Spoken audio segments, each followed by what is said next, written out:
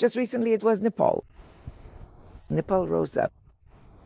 Nepal set fire to a government building. Nepal started burning the villas and cottages of the wealthiest officials. Nepal lives in poverty. This is something we also need to understand. Utter poverty. But meanwhile, the officials don't just live richly, they live in luxury. Especially their children, who show everyone how they know how to live it up and enjoy a lavish lifestyle. Well, anyone can live like that when the money isn't theirs, when it's unearned, when you don't even know the value of that money. I'm talking about the children here. Children, after all, are carefree. They express their emotions easily and naturally. And they even flaunt it openly. That's precisely why the concerned parents ultimately decided to completely shut down social networks throughout Nepal.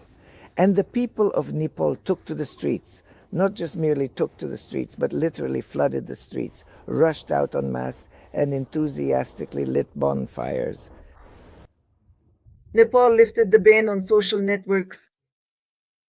The government of Nepal, on Monday evening, lifted the ban on the use of social networks after large-scale protests in which at least 19 people were killed and more than 100 were injured.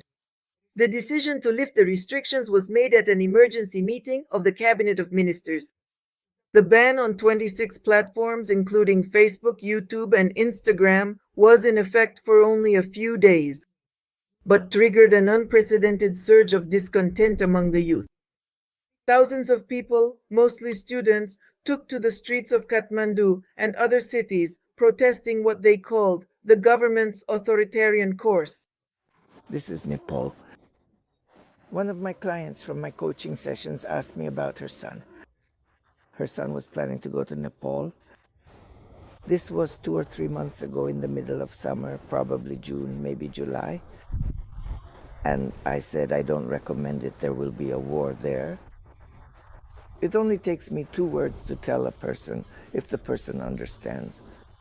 But if the person doesn't understand, well, friends, of course, the woman herself is very knowledgeable. She understands. But her son is careless, like our people. No, that's not even it. Boys who grow up sheltered by their mothers tend to turn out a bit foolish. They have very little idea about how to behave in life, what to do next. These are the boys who stay close to their mothers. Without a male role model in front of them showing how a man should behave. That's usually how it happens. Well, thank God her son didn't go to Nepal. No, friends. But back then it was a question. And only now has it become clear, right? Only now has the mother realized why I didn't recommend her son go to Nepal. Everything seems so normal there. Everything seems so good there. But if Tanya Karatsuba, Said Burkan, said not to go to a normal, quiet, peaceful area, it means something is going to happen there. And that something, friends, it always comes up exactly when you least expect it. It's precisely when you don't expect it that everything comes up. So Nepal showed its strength through students, student uprisings, and youth in general.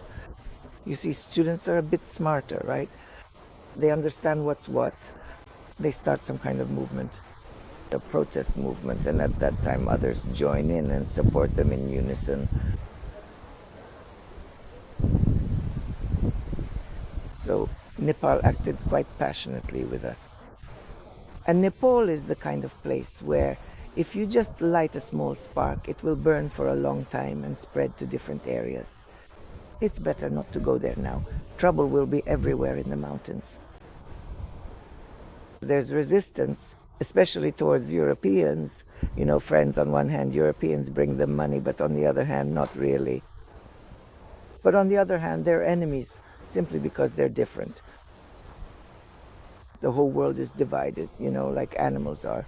Animals come in all sorts of breeds. If a bulldog approaches a shepherd dog, they'll end up fighting. Why is that? Is there a reason? Absolutely not. It's just a difference in breeds. And are people any different? Everything is exactly the same.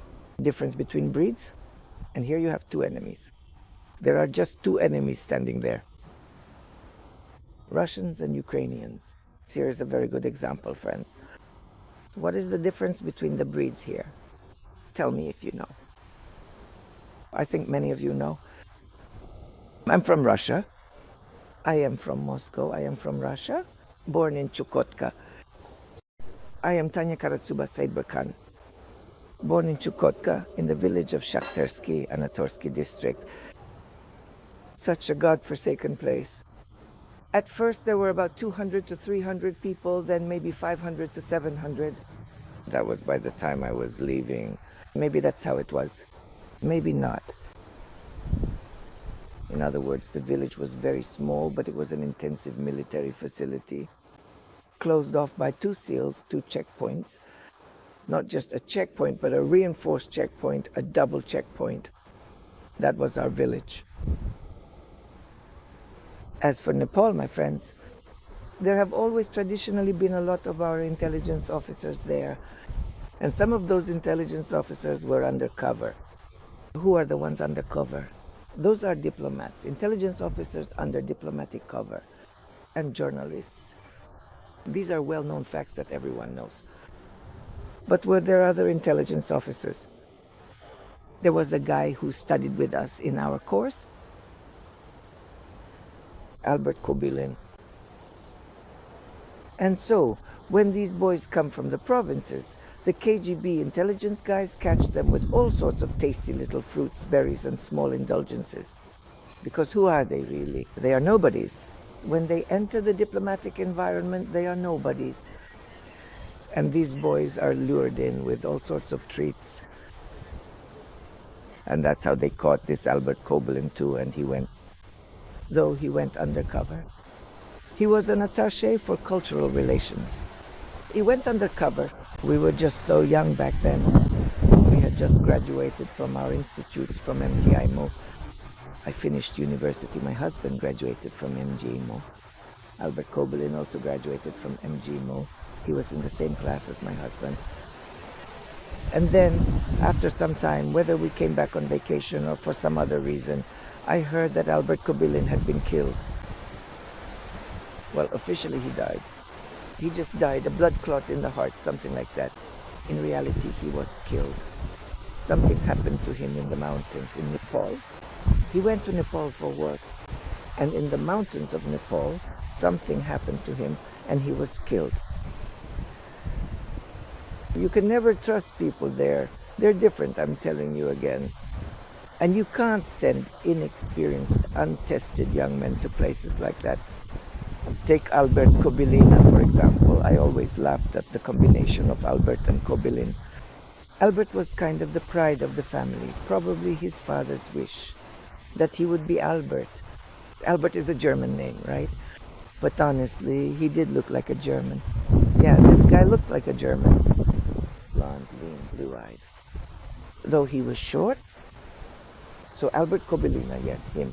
Well, and his father, Kobilin, is already a Russian, someone from Russia. In Russia, there are lots of Kobilins and all sorts of others like that. Svinin, for example, right? That's Russia. Officials knowing their people run away. Look, this is quite an interesting phenomenon. When they sent a helicopter, but there was nowhere for it to land. They lowered a cable and 6 people attached themselves to it. So here, 6 people are hanging and flying through the air. Scary or not? I don't know. It seems to me that's really scary to do it that way. But probably people know what they're running from. They're running from their own people so they don't get stabbed with bayonets. And again, there's a scene in Nepal where an enraged crowd drove officials so far into a corner that they had to be evacuated in helicopter baskets just to escape the people's wrath and public beatings. This really shows that the authorities are literally fleeing, carried away above the heads of those they just ruled and deprived of social networks. The reason for the outrage wasn't just social networks, but also the growing criticism of the authorities. There's criticism of the authorities everywhere, all over the world. A few weeks before the internet ban was introduced, the Not a Child Challenge gained popularity, in which users exposed the luxurious lifestyles of politicians' children and accused the authorities of corruption. And what about other countries? It's exactly the same. The Minister of Internal Affairs resigned after criticism over the harsh actions of the police. Initially, the authorities explained the blocking of social networks as a necessary measure to combat fake news. However, for millions of Nepalis who use digital platforms for work, education, and access, the ban became a symbol of censorship, political pressure, and loss of employment.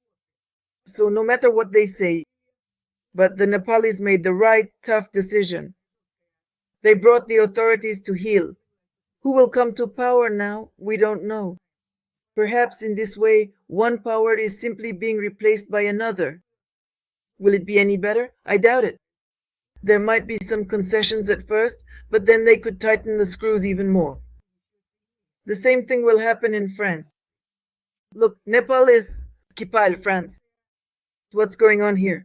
Flash mob. Probably so. Today is September 11th, 2025. I am Tanya Karatsuba. Sigburhan.